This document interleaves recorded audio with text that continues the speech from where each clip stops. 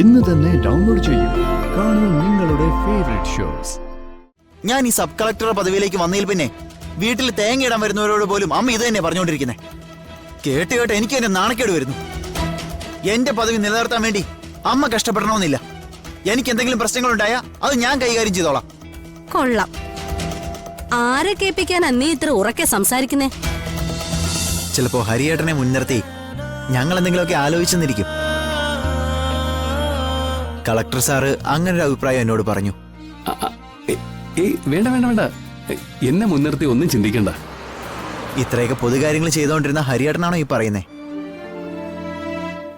ചില സമയത്ത് ചിലതിൽ നിന്നൊക്കെ ഒഴിഞ്ഞു മാറി നിൽക്കണമെന്ന് നമുക്ക് തോന്നും.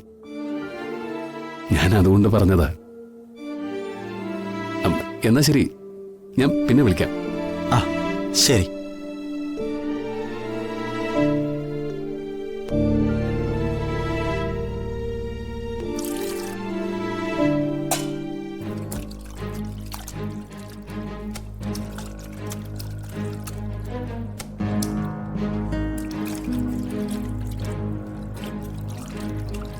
ജ്യോതി, ഞാനൊന്ന് പുറത്തു വിട്ടു വരാവേ.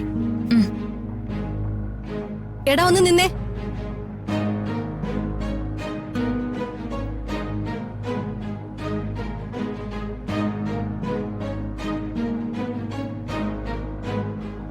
സുജാതയെ നിത്യൊക്കെ കോടതി ഹാജരായി കഴിയുമ്പോ ഇനിയിപ്പോ ജ്യോതി ഹാജരാവണമെന്ന് പറയൂ. ചിലപ്പോ പറഞ്ഞേക്കാം. എന്തു പറ്റി? അങ്ങനെ എന്തെങ്കിലും നീക്കം ഉണ്ടെങ്കിൽ നിനക്ക് തടയാൻ പറ്റുമെങ്കിൽ നീ തടഞ്ഞേക്കണം. ഇവിടെ നിന്ന് ആരെയും കോടതിയിലേക്ക് പറഞ്ഞേക്കാൻ പറ്റില്ല. അതിനു വേണ്ടി ഇവിടെ ആരെയും വിളിക്കുകയും വേണ്ട. അമ്മ എന്തായി പറയുന്നേ? കോടതി ഒരു തെളിവെടുപ്പിന് വേണ്ടി വിളിച്ചാല് അവരൊക്കെ തെറ്റുകാരാണോ? അമ്മ കോടതി കണ്ടിട്ടുണ്ടോ? അവിടെ പ്രതിക്കൂടുണ്ട്. വാദിക്കും സാക്ഷിക്കും നിൽക്കാൻ പ്രത്യേക ഇടങ്ങളുണ്ട്. അവിടെ എല്ലാം നിൽക്കുന്നവരെ കോടതി ഒരർത്ഥത്തിലല്ല കാണുന്നത്. ഓ, അപ്പ ജ്യോതിയെ പറഞ്ഞയക്കണോന്ന് നീ തീരുമാനിച്ച മട്ടാണല്ലോ. കോടതിയിലെ കാര്യങ്ങൾ ഞാനല്ല അമ്മയെ തീരുമാനിക്കുന്നത്. തൽക്കാലം ഈ കേസിൽ സുജാത ആന്റിയും നിത്യേച്ചിയും മാത്രം ഹാജരായാൽ മതിയാവും. കൂടുതൽ ക്ലാരിഫിക്കേഷൻ വേണമെങ്കിൽ മാത്രമാ മറ്റുള്ളവരെ വിളിപ്പിക്കുന്നത്. കോടതി ഉത്തരവുകൾ പാലിക്കാൻ എല്ലാവർക്കും ബാധ്യതയുണ്ട്. മനു, അമ്മ പറഞ്ഞതുപോലെ അങ്ങനെ എന്തെങ്കിലും നീക്കങ്ങൾ ഉണ്ടെങ്കിൽ മനു അത് തടയണം. എനിക്ക് കോടതി പോകാനൊന്നും പറ്റത്തില്ല. എടോ, ഏട്ടന്റെ ജീവിതം ഏട്ടനായിട്ട് നശിപ്പിച്ചതാ. അതിൽ എനിക്ക് പങ്കൊന്നുമില്ല. ഏട്ടൻ ഇനി എങ്ങനെ തുടർന്ന് ജീവിക്കുന്നു എനിക്ക് അറിയാനും താല്പര്യമില്ല.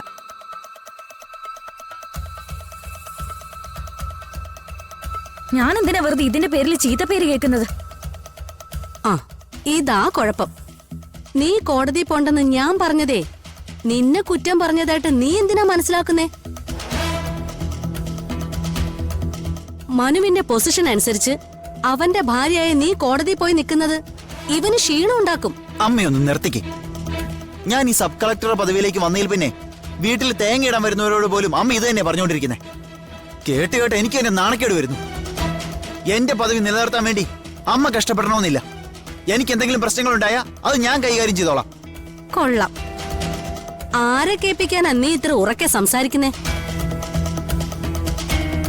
ഭാര്യ ആശ്വസിപ്പിക്കാനാണെങ്കിലേ നീ ആശ്വസിപ്പിച്ചോടാ. അതിനെ നീ അമ്മയെ തള്ളി പറയണ്ട. അമ്മേ, എന്നെ വിളിക്കണ്ട. ഞാൻ എന്തു പറഞ്ഞാലും നീ നിന്റെ ഇഷ്ടം പോലെയല്ലേ ചെയ്യൂ.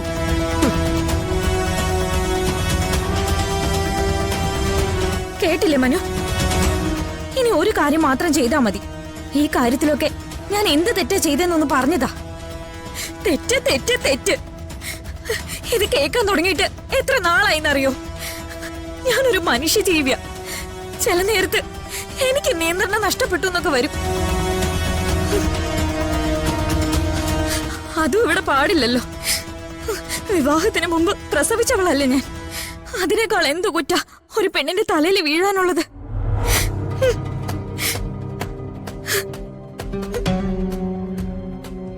സോറി ജ്യോതി. അമ്മയ്ക്ക് വേണ്ടി ഞാൻ മാപ്പ് പറയാം.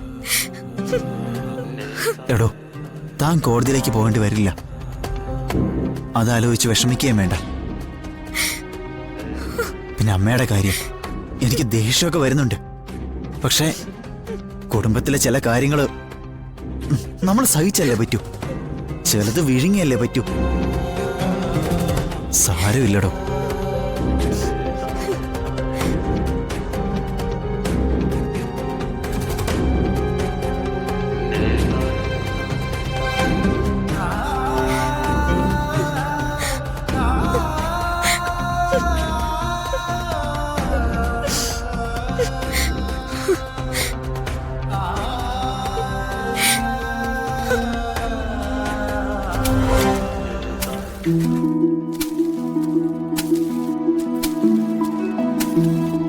അതെ, ഇതെന്താ എന്നെ പഠിപ്പിക്കാത്തെ? ഇതിപ്പോ എന്തിനാ പഠിപ്പിക്കുന്നേ? അങ്ങ് ചെയ്താ പോരെ. എന്നാ ഞാനും ചെയ്യട്ടെ.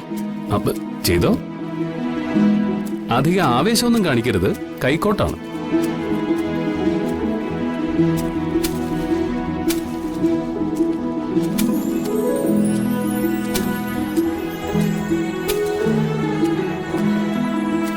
എടോ, താൻ കുഴപ്പമില്ലല്ലോ.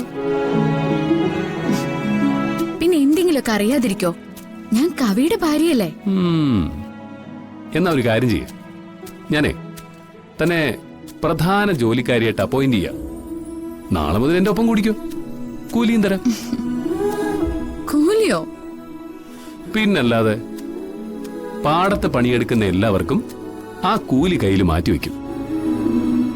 എനിക്ക് കൂലിയൊന്നും വേണ്ട. എടോ, ഇത് അങ്ങനെയൊന്നും അല്ല. നമ്മൾ ചെയ്യുന്ന കൃഷിപ്പണിയില് നമ്മൾ ചെയ്യുന്ന പണിക്ക് കൃത്യമായ കണക്ക് വേണം. അങ്ങനെ കണക്കുണ്ടാവുമ്പോഴേ അതിന്റെ വരുമാനം കണക്ക് കൂട്ടുമ്പോ കൃത്യമായിട്ടുള്ള കണക്ക് വരും. അല്ലാതെ 365 ദിവസം പണിയെടുത്തോണ്ടിരിക്കുക, അവസാനം കണക്ക് വരുമ്പോ നമ്മുടെ കയ്യിൽ ഒരു 10,000 3,000 ബാക്കി വരുന്നതേ കണക്കൊന്നും ശരിയാവില്ല. തന്റെ കയ്യില് താൻ മാറ്റിവെക്കുന്ന പണം നമ്മുടെ കുടുംബ ചെലവിന് ഉപയോഗിക്കാം. പക്ഷേ അതിന് കണക്ക് വേണമെന്നാ പറഞ്ഞത്. അങ്ങനെയാണെങ്കിൽ കുഴപ്പമില്ല. അതെ, ഇങ്ങനെയൊക്കെ കുഴിക്കുമ്പോഴേ ചിലയിടത്തുനിന്ന് നിധിയൊക്കെ കിട്ടാറില്ലേ? ഓ ഓ ഓ ഓ, അതൊക്കെ പ്രതീക്ഷിച്ചിറങ്ങിയതാണല്ലേ. ഇവിടുന്ന് ഒരു നിധിയും കിട്ടാൻ പോകുന്നില്ല. ഞാൻ ചോദിച്ചെന്നേ ഉള്ളൂ. ആ ചോദിച്ചാലൊരു കാര്യമുണ്ട്. പാടത്ത് കൊത്തിക്കളിച്ചാലേ നിധി കിട്ടുമോന്ന് ചോദിച്ചാ കിട്ടും. പക്ഷേ അത് കതിരായിട്ടും പൂവായിട്ടും കായായിട്ടുമാണെന്ന് മാത്രം. നീ എന്നെ ഇങ്ങനെയാണ് കൊത്തേണ്ടത് കേട്ടോ.